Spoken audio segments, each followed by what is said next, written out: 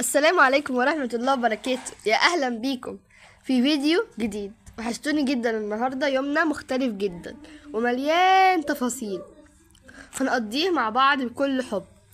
قبل ما نبدأ متنسوش الاشتراك واللايك والكومنت الحلو اللي زيكم، ويلا بينا نبدأ. طبعا صحيت الصبح، كنت ناشرة هدوم قبلها من امبارح يعني. رحت بقى رحت لميتها وهطبقها. ده المفروض اللي لازم يتعمل، احنا كل ما نلم هدوم نطبق الهدوم، ما نسيبهاش تتركن في على السرير او على اي حته انت بتحط فيها الهدوم، بتكون مركونه، مش هتكون حلوه في الدولاب.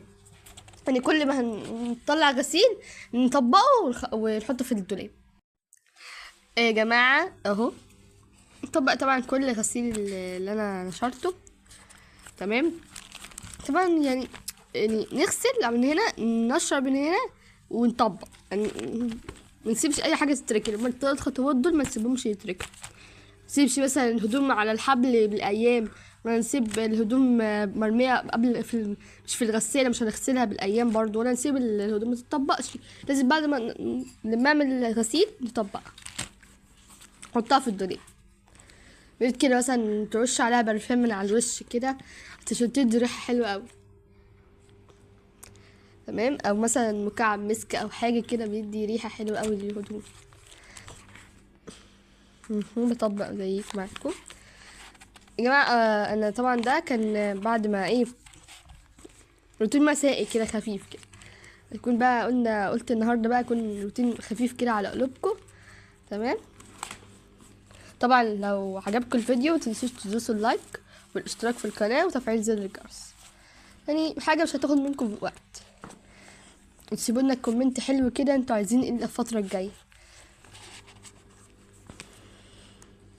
تمام. هو بطبق الهدوم. طبعا بعد ما خلصت تطبيق هدوم رحت بقى السوق، كان لازمني شويه طلبات. رحت بقى جبت طماطم. طبعا طماطم يعني لازم نعوزها كل يوم. وجبت طبعا حاجه فاكهه كده، السفندي ده. طبعا كانت طلبات بسيطه يعني مش كتير. رحت بقى بدلت بغسيل المواعين. طبعا ده قلت لكم ده روتين مساء يعني بعد الغدا. حلو.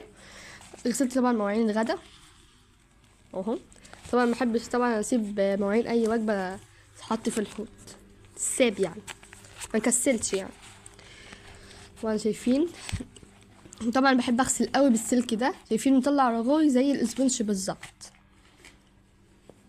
يعني تقولش ده مش بيطلع رغاوي، لا، بس شايفين شكلها يعني منضف قوي، يعني بيخلي المواعين طب حلو. اغسل المواعين كده كلها، مسيبش اي حاجه في الحوض. تمام.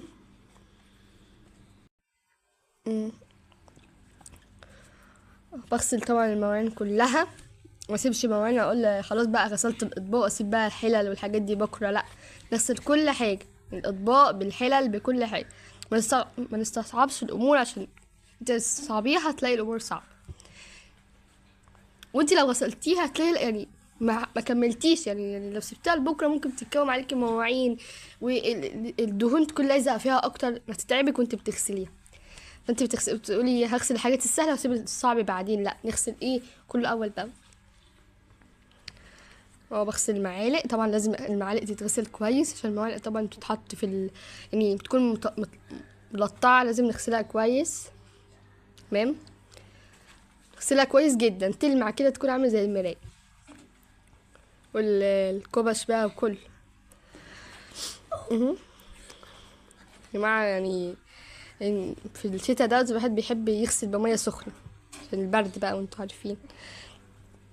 طبعا بقى بعد ما خلصت المواعين رحت طبعا غسلت الحوض والرخامة بص كل حاجة، الحنفية والحيطة اللي ورا الرخامة ديت، عشان برضو تنزل فيها دهون او رغوة من الصابون او حاجة تكون منظرها مش حلو، فعشان كده بغسلها. طبعا نغسل الحوض كويس جدا، لازم نخليه يلمع. حلو حلو. قلت بقى بعد الغدا هنعمل حاجة حلوة اصورها معاكم كده تكونوا عارفين طريقتها. النهارده هعمل بسبوسة. البسبوسه طبعا مكوناتها سهله جدا وبسيطه، وتطلع معاكم حلوه قوي زي بتاعه المحلات ان شاء الله. ماشي. مقاديرها بسيطه جدا وموجوده في كل بيت ان شاء الله. جبتي طبعا سميد البسبوسه. تمام. ممكن تجيبيه من عند العطار سايب او ممكن تجيبيه جاهز، انا جايباه جاهز. النوع بقى اللي تفضليه، النوع اللي انت متعوده عليه تعملي بيها دايما، يعني اي نوع. طبعا بفضيه بقى في الطبق اللي هخلط فيه المكونات بتاعه البسبوسه، وبحط ربع معلقه بيكنج باودر عشان متقلبش الكيكه وتكون مش لطيفه كده ومش حلوه، احنا عايزينها بسبوسه مش كيك. بنحرك بقى ايه المواد الجافه مع بعض، مش بنحط لها حاجه اكتر من كده جاف، هو كده بس. حطي بقى معلقتين سمنه كبار كده حلوين، عايز تستخدمي سمنه بلدي ماشي، عايز تستخدمي سمنه عادي ماشي، على حسب انت بتحبي ايه. ونحرك المكونات مع بعض، برضو ايه البسبوسه تحسها عامله زي الكيكه، متتحركش كتير، تتحرك بالراحه، بس يا دوبك بس ندمج السمنه مع دقيق السمين بتاع البسبوسه، نحركوا كده يندمجوا مع بعض عشان تمام. وبعد كده احط اللبن بتاعي، ممكن يعني تستخدمي زبادي، بس برضو باللبن بتكون حلوه وكل حاجه على فكره، بس على حسب انت بقى برضو متعوده على ايه. بس انا دايما متعوده على البسبوسه باللبن، بتطلع تحفه، بتطلع بسم الله ما شاء الله عليها، بتكون طعمها حلو قوي. انت هتستخدمي زبادي ماشي، تجيبي بقى لبن كده كده بقشطته كده تكون حلوه كده، تدي طعم حلو للبسبوسه. ونحركه بقى، نحركه مع الخليط ده لغايه ما يكون ناعم القوام ده. طبعا هيحتاج نص كوبايه لبن بالظبط. طبعا لو زادت ممكن تزيد شويه معلقه لبن او ممكن تقل كمان، بس انا خدت مني نص كوبايه. تمام. وتكون بقى انتوا مجهزين صينيه حجم كده البسبوسه بتاعي، وتكون دهنينه ماده دهنيه، اي ماده دهنيه بقى عندك. وبقى نفضي البسبوسه الجميله بتاعتنا على ايه في الصينيه. بعد كده نفضل بقى نحرك فيها لحد ما تتوزع في الصينيه كلها، عشان تكون كلها كده ايه كلها مستوى واحد. احطها بقى في الفرن، بس لازم الفرن يكون متولع قبل ما ايه ما نعمل البسبوسه، قبل ما يعني بعد ما احنا بنحضر مكوناتها كده نولع ايه الفرن. تمام، عشان تكون طعم يعني تطلع حلوه. احطها بقى في الفرن وان شاء الله تطلع بسبوسه حلوه قوي. طبعا عملت لي بقى الشربات، بس الشربات بسيط جدا على حسب بقى انت، يعني انت عامله بسبوسه كميه كبيره تزودي الكميه بتاعه الشربات. انا طبعا بحط كوبايه وربع سكر، عشان طبعا شربات البسبوسه بيكون خفيف كده، يعني هي كوبايه وربع كفايه. تمام. طبعا الكوبايه وربع كده مج، طبعا يعني مج متوفر في كل البيوت، كوبايه وربع. تمام. وزيهم بقى ميه فتره عاديه، ولا ميه سخنه ولا ميه بارده، ميه فتره الحنفيه كده. تمام.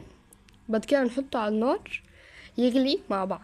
لازم طبعا الشربات يكون سخن والبسبوسه برضو تكون سخنه، عشان تطلع معايا بقى ايه الشكل النهائي اللي انا عايزاه. تمام. هنا بقى حطيت بقى الشربات في البسبوسه. طبعا ما تقلقوش يا جماعه تقولوا البسبوسه ما تشربتش الشربات ولا اي حاجه، لا انتوا تغطوا عليها، استنوا 5 دقايق هتلاقوا الشربت، ما تخافوش.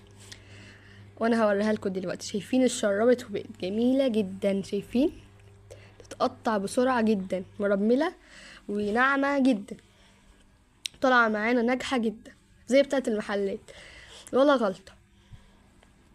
حلو. انت بقى عايزه تضيفي لها مكسرات، عايزه تضيفي لها حاجه براحتك. شايفين الجمال، شايفين بيطلع بسرعه ازاي.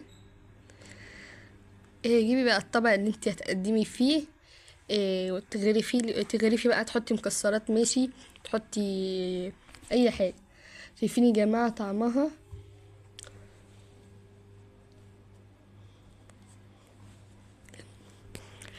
واو بجد، لذيذ تحفه خطير جدا، يا ريت تجربوها بجد، هتندموا لو ما جربتوهاش. تمام. طعمها